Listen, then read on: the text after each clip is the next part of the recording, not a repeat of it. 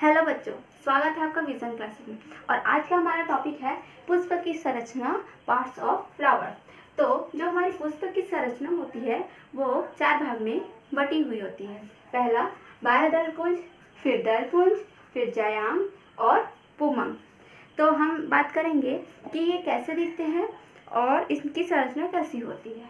ठीक है, तो हम जब पुष्प को देखते हैं इसमें एक डंठल नुमा संरचना डंठल होती है जिसे हम पुष्पवृंत कहते हैं। आप देख सकते हैं यहाँ इस फूल में ये जिस डंठल को आप पकड़ते हैं इसे क्या बोला जाता है, इसे पुष्पवृंत कहा जाता है।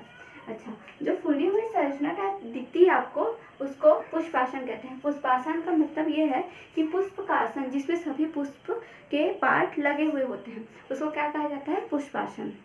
तो ये वो भाग है जिसमें पुष्पासन इसे कहा जाता है। ठीक है, इसके बाद आपका आता है बाह्य दलपुंज। बाह्य दलपुंज जो है वो अगर एक होते हैं तो इसे सेपल कहा जाता है, और 2 या 2 से अधिक की संख्या में होते हैं तो इसे बाह्य दलपुंज या कैलेक्स कहा जाता है। क्या कहा जाता है, बाह्य दलपुंज या कैलेक्स। इसका काम क्या होता है, जब ये कली की अवस्था में रहते हैं पुष्प तो इनकी रक्षा करने का काम करती है। बाह्य दलपुंज का काम जब कली की अवस्था में रहता है तो इनकी रक्षा करने का वर्क करती है। इसके बाद आता है आपका दल या दलपुंज। दल जब ये जो आपके कलर वाले स्ट्रक्चर में दिखते हैं, ठीक है, जो आपके फ्लावर कलर के दिखाई देते हैं बाहरी पर, इसको क्या कहा जाता है, दलपुंज। जब ये एक की संख्या में होते हैं तो हम इसे दल बोलते हैं, पेटल। पर ये 2 या 2 से अधिक की संख्या में होते हैं तो इसे दलपुंज कहा जाता है। इनका वर्क क्या है, इनका वर्क कीटों को परागण के लिए आकर्षित करने का वर्क करती है। क्या करती है, कीटों को परागण के लिए आकर्षित करने का वर्क ये दलपुंज करती है।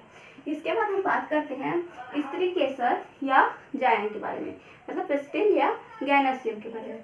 तो जब ये जो फूली हुई संरचना दिख रही है आपको, और तो इसे क्या कहा जाता है, स्त्री केसर या जायांग। ये क्या होता है, ये पुष्प का मादा जननांग होता है। क्या होता है, मादा जननांग होता है।